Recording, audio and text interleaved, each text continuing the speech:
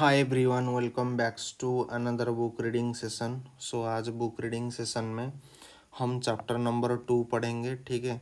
और ये मैं किस बुक से पढ़ा रहा हूँ? Text book of pathology by Harsh Mohan, ठीक है। Text book of pathology 9th edition, revised reprint edition by Harsh Mohan. Chapter number 2 है molecular cell biology in health and in ageing, ठीक है ना। ये तो हो गया चैप्टर का ओरिएंटेशन, ये हम बाद में कभी देखेंगे, लेकिन फिलहाल आज पहली पैराग्राफ को देखेंगे। किसी और आई थिंक इन फ्यूचर हम इसके ऊपर ज़रूर पढ़ेंगे, क्योंकि हम जो जहाँ से भी शुरुआत करते हैं पूरा बेसिक से सिखा मतलब पढ़ेंगे, ताकि आपको पता चल जाएगा,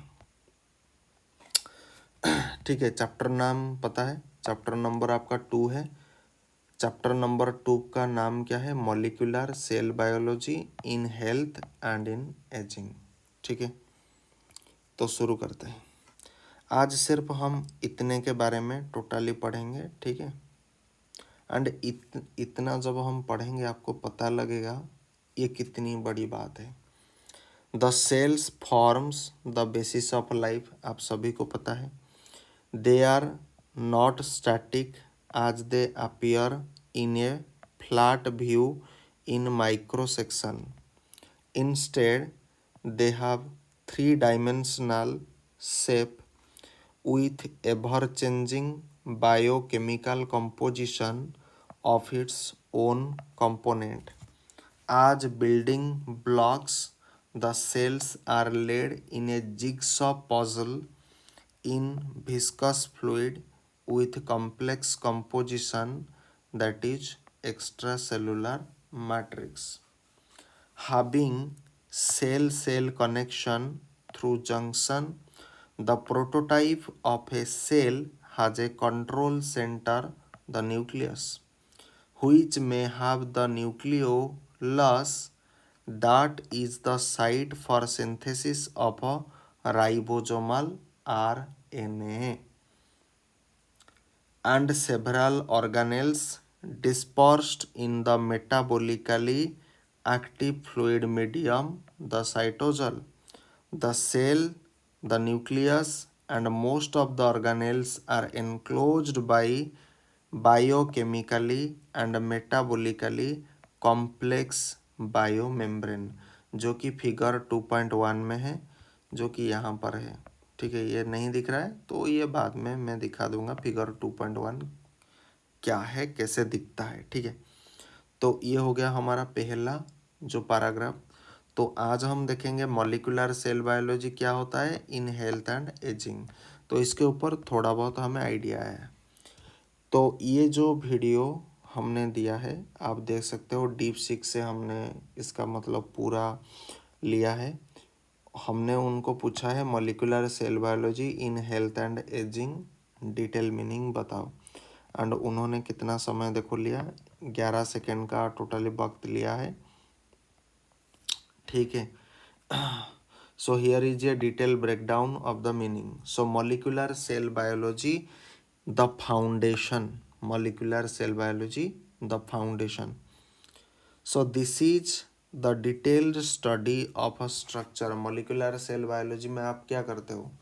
बायोलॉजी समझते हो, लाइफ का जो स्टडी होता है वो biology. Bio means life, लोगस means study, and molecular मतलब मॉलिक्यूल लेवल में उसका स्टडी करना। सो this is the detailed study of the structure. यहाँ पर डिटेल में स्टडी होता है। जैसे आपने मान लीजिए कोई बुक को पहली बार पढ़ रहे हैं, जैसे मैंने अभी पैराग्राफ पढ़ा है, तो पैराग्राफ जब मैं पढ़ूंगा उसे डिटेल्ड स्टडी नहीं बोला जाएगा। मान लीजिए मैंने आपके सामने इसे पढ़ा ना, ये पढ़ा ना, ये पैराग्राफ ऐसे पढ़ा आपके सामने अभी अभी पढ़ा, तो इसे कहा जाता है overall reading.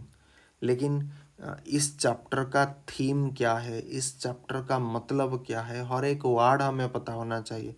Molecular cell biology क्या होता है, पहले तो बायोलॉजी क्या होता है पता कर लो, बाद में सेल बायोलॉजी क्या होता है ये पता कर लो, फिर मॉलिक्यूलर इसके साथ है क्यों वर्ड जुड़ा गया है, फिर हेल्थ एंड एजिंग में इसका क्या मतलब इफेक्ट होता है, ठीक है।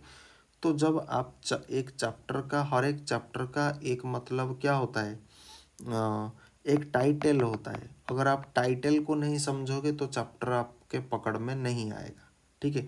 क्योंकि इसी टाइटल के ऊपर जब आप बहुत ज़्यादा डीप फोकस करोगे तब आपको पता चलेगा इस चैप्टर कौन से बुक या कौन से चैप्टर के साथ लिंक है। पहली बात, आपको कौन से बुक पढ़ना है यहाँ से पता चल जाएगा। समझ में आ रहा है? तो इसे थोड़ा वाइड कर देते हैं क्योंकि ये इतना हो रहा है, ठीक है। इससे ज़्यादा ये एक्सपैंड नहीं हो रहा है तो आपको थोड़ा एडजस्ट करना पड़ेगा। So molecular cell biology the foundation, this is the detailed study of the structure, structure के ऊपर डिटेल स्टडी होता है।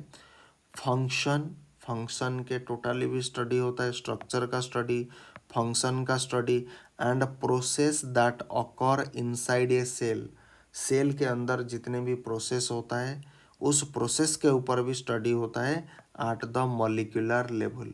मॉलिक्यूलर लेवल में structure, function and what are the process that are carried out inside the cell also studied. So that's why it is known as molecular cell biology। क्योंकि cell की biology को जब हम molecular level में जाकर के study करते हैं, यहाँ पर देखो मॉलिक्यूलर लेवल, मॉलिक्यूलर लेवल में जब जाकर के स्टडी करते हैं तब हम उसे कहते हैं molecular cell biology. I hope आपने पहली जो लाइन है उसे समझ लिया होगा। मैं इसकी बात कर रहा हूँ, मॉलिक्यूलर सेल बायोलॉजी। जब हम सेल की बायोलॉजी को मॉलिक्यूलर लेवल पर स्टडी करते हैं तब जाकर के हम कहते हैं molecular cell biology. Now cell biology को मॉलिक्यूलर लेवल पर स्टडी करने का मतलब क्या है? इसका स्ट्रक्चर की स्टडी करना। किसका स्ट्रक्चर? सेल की स्ट्रक्चर। क्योंकि पढ़ आप किसके ऊपर रहे हो? सेल के ऊपर पढ़ रहे हो। सेल के ऊपर कौन सी पढ़ाई कर रहे हो? सेल की बायोलॉजी की पढ़ाई कर रहे हो। एंड इन डेप्थ में अगर जाओगे तो सेल बायोलॉजी की स्टडी करोगे, और थोड़ा इन डेप्थ जाओगे तो किस सेल बायोलॉजी को किस हिसाब से स्टडी कर रहे हो? मॉलिक्यूलर लेवल पर कर रहे हो। मॉलिक्यूलर लेवल का मतलब क्या होता है? Structure wise, function wise and all the process that are carried out inside the cell, इसकी आप स्टडी करते हो। इसीलिए इस चैप्टर का नाम है मॉलिक्यूलर सेल बायोलॉजी। करेक्ट ना? इतना तो हमें अपना टीचर भी नहीं समझाया था। It goes beyond just identifying parts of a cell and ask, it goes beyond just identifying parts of a cell and ask, how do the molecules within these parts work together to keep the cell alive and functional। तो आप थोड़ा it goes beyond just identifying part of a cell and ask, आपको क्या करना है? जब भी कोई रिसर्च होता है ना, पहली चीज रिसर्च में क्या होता है? आप किसी सेल को आइडेंटिफाई करोगे। पहला चीज जो होगा, सेल को आप आइडेंटिफाई करोगे, ठीक है। अब आपका आइडेंटिफिकेशन खत्म हुआ, ठीक है। एंड उसके बाद आप अपने आप को ये क्वेश्चन पूछना कि हाउ डू द मॉलिक्यूल, क्योंकि आप मॉलिक्यूलर लेवल पर उसकी स्टडी कर रहे हो, तो जिसकी स्टडी करोगे तो उसको प्रश्न पूछना पड़ेगा ना। तो how do molecules with in this part work together. With in this part मतलब ये सेल के अंदर में जितने पार्ट होते हैं, ठीक है। How do the molecule within this part work together to keep the cell alive and functional. ये सेल को कैसे अलाइव करते हैं या फंक्शनल करते हैं, ठीक है। दिस इज नोन एज से मॉलिक्यूलर सेल बायोलॉजी का फाउंडेशन। अच्छा, इसमें की कंपोनेंट कौन इंक्लूड करता है? जीनोम इंक्लूड करता है, जो यहाँ पर डीएनए मेंशन है। The instruction manual for the cell, the instruction manual for the cell, cell का जो इंस्ट्रक्शन मैनुअल होता है वो कहाँ पर होता है? जीनोम में होता है। Molecular biology studies how genes are read, molecular biology studies में हम क्या करते हैं? हाउ जीन्स आर रीड मतलब जीन्स को हम कैसे पढ़ सकते हैं, मतलब ट्रांसक्राइब्ड कर सकते हैं। How those instruction are used to build protein, उसके पास इंस्ट्रक्शन है, किसके पास? जीनोम के पास। तो जीनोम के पास जो इंस्ट्रक्शन है वो कैसे यूज होता है? प्रोटीन को बिल्ड करने के लिए, या जिसे हम कहते हैं ट्रांसलेटेड, ठीक है। And how this process is regulated, ये सारे के सारे जो प्रोसेस होता है वो कैसे रेगुलेटेड होते हैं। दूसरा जो चीज है, ये मॉलिक्यूलर सेल बायोलॉजी का कंपोनेंट है, समझ रहे हो? तो यहाँ पर जो की कंपोनेंट हम कह रहे हैं वो मॉलिक्यूलर सेल बायोलॉजी का कंपोनेंट है। दूसरा जो इसका कंपोनेंट है वो है biomembrane, not just simple barrier, these are dynamic structure made up of lipid and protein, ये लिपिड और प्रोटीन को लेकर के एक डायनामिक स्ट्रक्चर बन रहा है, ये ऐसा नहीं कि कोई साधारण बैरियर, ठीक है। They control what enter and exist the cell and its organelles, facilitate communication and act as a platform for crucial chemical reaction, that is known as biomembrane। Biomembrane क्या होता है? प्रोटीन एंड लिपिड को लेकर के बना होता है, bilayer of protein, bilayer of lipid, organelles. तो सेल के अंदर बहुत सारे ऑर्गेनेल होते हैं। The specialised organ of the cell, example mitochondria, ये सेल में होता है। तो सेल में माइटोकॉन्ड्रिया क्या कर रहा है? एनर्जी के लिए होता है। एंडोप्लाज्मिक रेटिकुलम, एंडोप्लाज्मिक रेटिकुलम किसके लिए होता है? प्रोटीन सिंथेसिस के लिए होता है। Molecular biology examine the specific molecular machine within each organelle that carry out its job. Molecular biology ये परीक्षा करता है कि सेल के अंदर जो स्पेसिफिक मॉलिक्यूलर मेसिन सब रखा गया है with in each organelle, with in each organelle, जैसे कि विद इन ईच ऑर्गेनेल मतलब सेल के अंदर माइटोकॉन्ड्रिया नामक एक मेसिन है जो क्या करेगा? एनर्जी को प्रोड्यूस करेगा। एंडोप्लाज्मिक रेटिकुलम क्या करेगा? प्रोटीन की सिंथेसिस करेगा, ठीक है।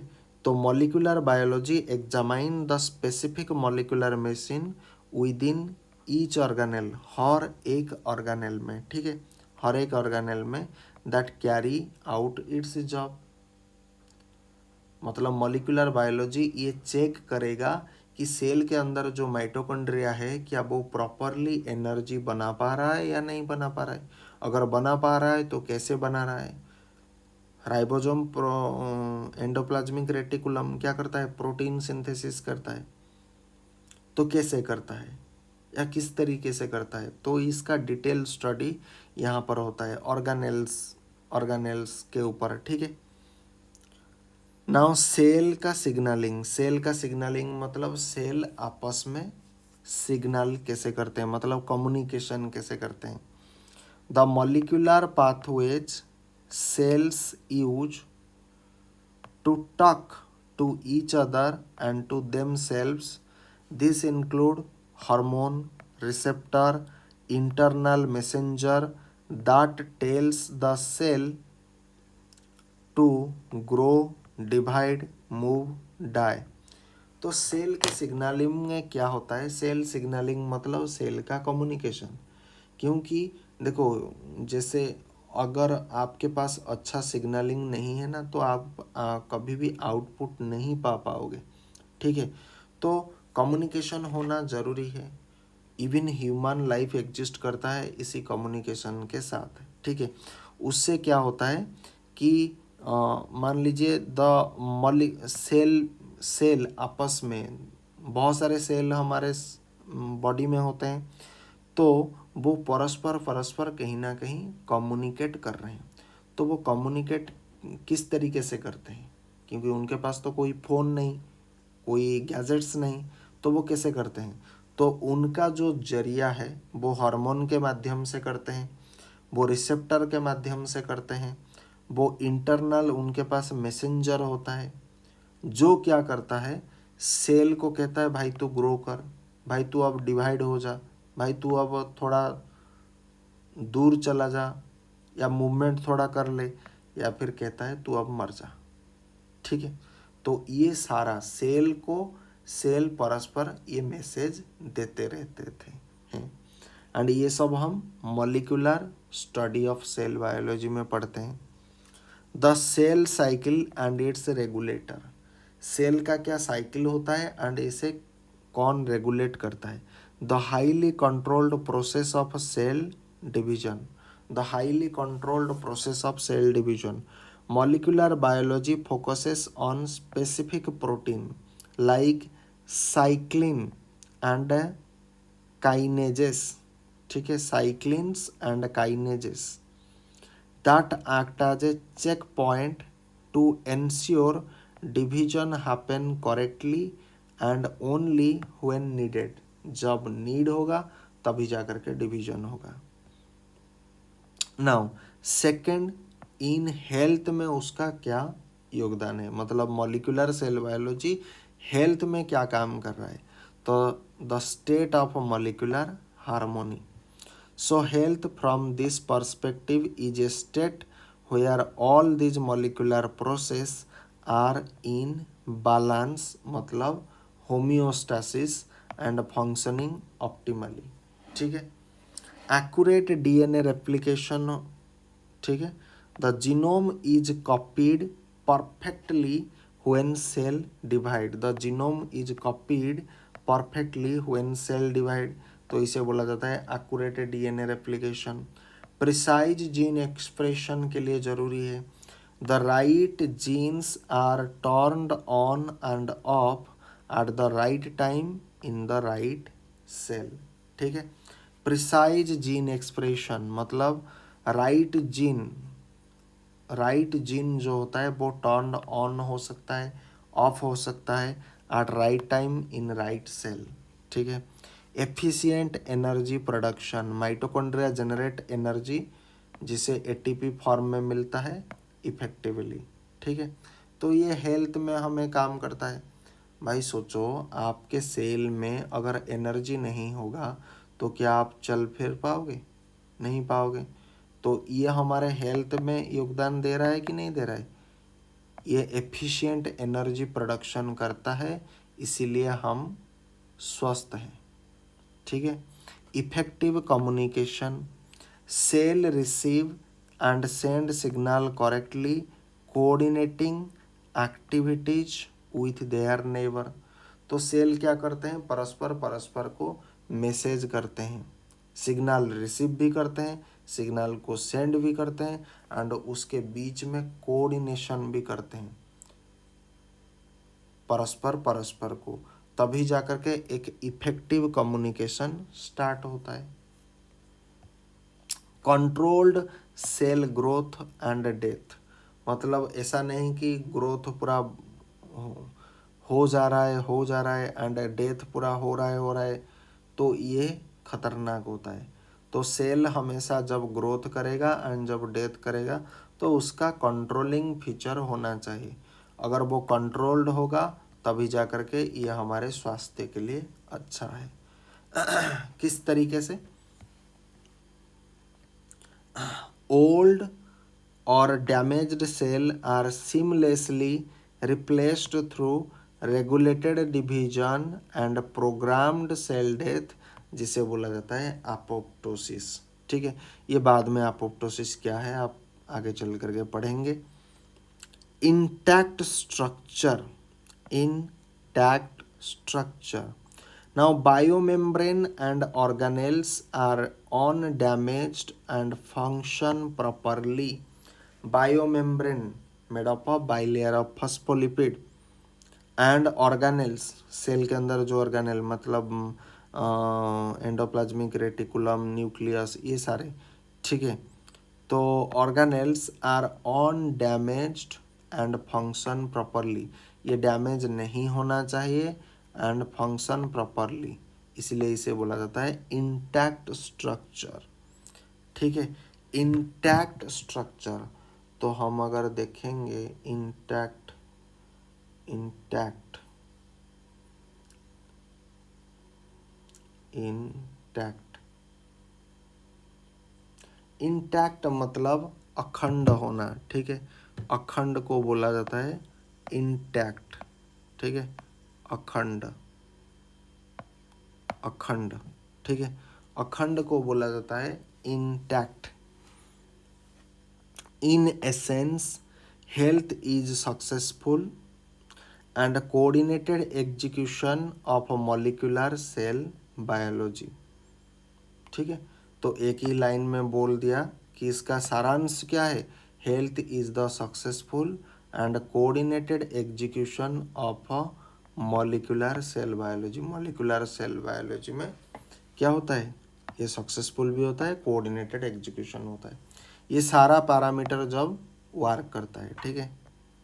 नाउ एजिंग में ये हमें कैसे हेल्प करता है, the accumulation of a molecular damage and dysfunction, ठीक है। द accumulation,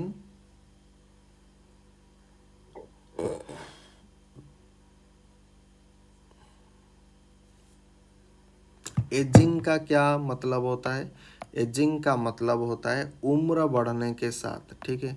उम्र, उम्र बढ़ने पर, उम्र बढ़ने पर यह हमें कैसे हेल्प करता है। Now the accumulation of a molecular damage, जब कोई सेल मॉलिक्यूलर लेवल पर डैमेज होता है या उसका डिसफंक्शन मॉलिक्यूलर लेवल पर पड़ता है, तब उम्र बढ़ने के साथ इसका क्या प्रभाव हमारे ऊपर पड़ता है। Now ageing from the view point is the progressive loss of this molecular harmony, ये मॉलिक्यूलर हार्मोनी धीरे धीरे टूट जाता है जब हमारा उम्र बढ़ता है। Now, it is not a disease itself but the sum of cumulative microscopic cellular and molecular damage over time. This leads to a gradual decline in function and increased risk of a disease.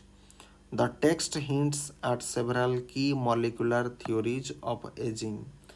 Genomic instability,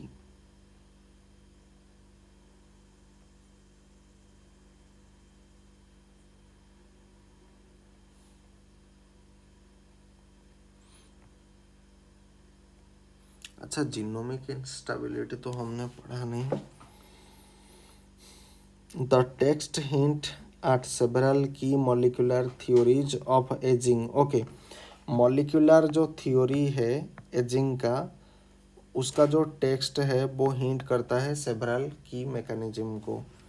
पहली जो होता है वो genomic instability होता है, ठीक है। Genomic instability, now genomic instability क्या है, over a lifetime our DNA accumulates damage from environmental factor like UV radiation, toxin, बहुत सारे toxin and internal error. while repair mechanism exist, they become less efficient, leading to mutation that disrupt normal cell function. तो genomic instability, तो genomic instability ऐसा नहीं कि मतलब जब आदमी स्वस्थ होता है, जवान होता है, तब जीनोमिक इंस्टेबिलिटी आता है। हाँ, रेयर केस में आ सकता होगा, लेकिन जब उम्र धीरे धीरे बढ़ता है तो हर चीज़ आपके साथ घटता भी है। ओवर ए लाइफ टाइम, जब धीरे धीरे आपका उम्र बढ़ जाएगा, आवर डीएनए अकुमुलेट्स, डीएनए क्या करेगा, धीरे धीरे अकुमुलेट होगा damage from the environmental factor. बहुत सारे एनवायरमेंटल फैक्टर हैं जो क्या करेंगे, इसे डैमेज करेंगे। ठीक है, एनवायरमेंटल फैक्टर डीएनए को डैमेज कर सकता है। ठीक है, लाइक एनवायरमेंटल फैक्टर में कौन सा, जैसे कि यूवी रेडिएशन, ये आपको डीएनए को डैमेज कर सकता है। जितने भी टॉक्सिन है वो भी डैमेज कर रहा है। एंड इंटरनल अगर कोई चीज़ में एरर हो रहा है तो ये भी मतलब हो सकता है। तो यहाँ पर प्रश्न आ सकता है जे डीएनए कैसे एनवायरमेंटल फैक्टर जैसे कि यूवी रेडिएशन डीएनए को मतलब क्या कर रहा है, डैमेज कर रहा है, डीएन कैसे कर रहा है। तो यहाँ पर क्वेश्चन पूछा जा सकता है, what are the internal error, ये पूछा जा सकता है। ठीक है, नाउ क्वेश्चन तो बहुत सारे आस्क होंगे लेकिन आपको बेसिक पता होना चाहिए, तो हम इतना डीप डाइव नहीं कर रहे हैं, सिर्फ नॉर्मल इतना जानो इंटरनल एरर के कारण आपका डीएनए क्या होता है, एक्युमुलेशन होकर के डैमेज होता है। ठीक है, क्योंकि ये लाइफ टाइम की बात हो रहा है ना, over a lifetime our DNA accumulate हो जाता है डैमेज फ्रॉम एनवायरमेंटल फैक्टर। ठीक है, while repair mechanism exist, repair mechanism होता है लेकिन वो बहुत ज़्यादा एफिशिएंट भी नहीं होता है, leading to mutation that disrupt normal cell function. ठीक है, then telomere attrition, telomere attrition क्या होता है, आज mentioned in the text with the tip of chroma, telomeres are protective caps on the end of chromosomes। ठीक है, the shorten they shorten slightly with each cell division, हर एक cell division के साथ वो धीरे धीरे छोटा पड़ जाते हैं, eventually they become too short, बहुत ज़्यादा छोटा हो जाते हैं, causing the cell to stop dividing. ठीक है, तो ये डिवाइड होना बंद हो जाता है जिसके फलस्वरूप क्या होता है, ये मर जाता है। This is a fundamental molecular clock of ageing. Then cellular senescence sense, aged or damaged cell often enter a state called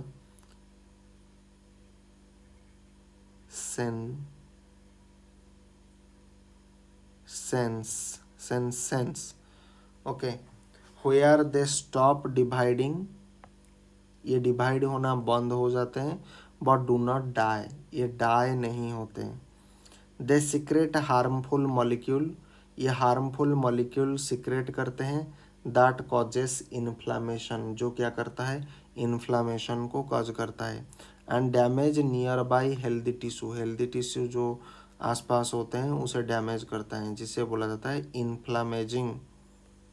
decline in stem cell function, जिसे स्टीम सेल बोला जाता है।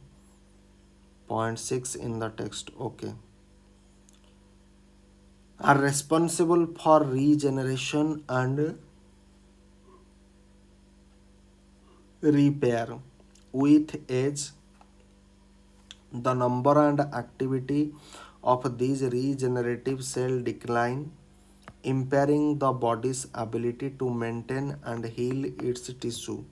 Then dysfunctional organelles, key organelles like mitochondria becomes less efficient, producing less energy and more reactive.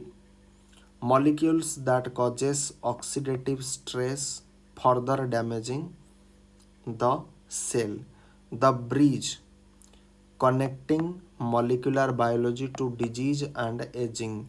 The core concept as stated in the text is the cellular theory of disease. This means disease like cancer, neurodegeneration like Alzheimer's, and diabetes are understood as a manifestation of these underlying molecular failures. Cancer caused by molecular failure in the cell cycle मतलब uncontrolled division को आप control नहीं कर सकते हो cancer के case में। And DNA repair pathway भी कंट्रोल नहीं होता है।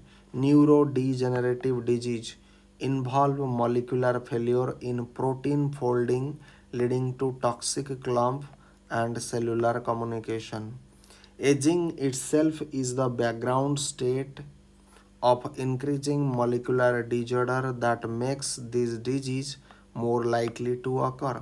In summary, molecular cell biology in health and aging means using the tools and knowledge of molecular biology to define health as optimal cellular function and to explain aging as the gradual accumulation of molecular and cellular damage.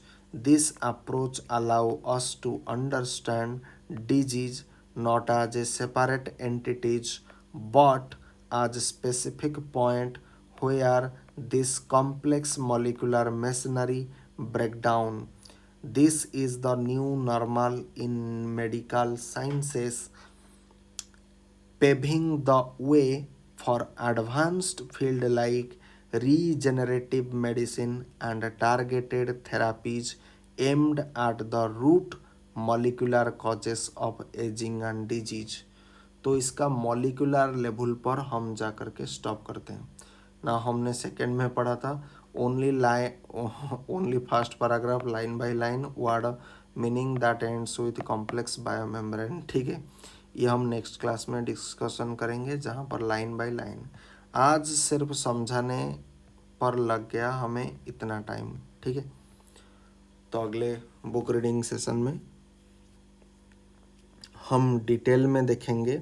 बाकी ये जो subject है genome के ऊपर मैं detail में video बनाऊंगा, genome क्या होता है। ठीक है, क्योंकि हर एक टर्म को हमें जानना पड़ेगा। ये देख रहे हो, ये सारे चीज़ जब ये सारे चीज़ आपको पता होगा ना, the bridge connecting molecular biology to disease and ageing, कि किस तरीके से मॉलिक्यूलर बायोलॉजी डिजीज के साथ एंड एजिंग के साथ मतलब उम्र बढ़ने पर ये कैसा संबंध रखता है। तो इसके ऊपर ये दिया गया है किस तरह से रहता है। ठीक है, तो आज के ब्लॉग के लिए बुक रीडिंग सेशन के लिए इतना ही। मिलते हैं किसी और एक बुक रीडिंग सेशन के साथ। तब तक के लिए जय हिंद, वंदे मातरम। थैंक्स।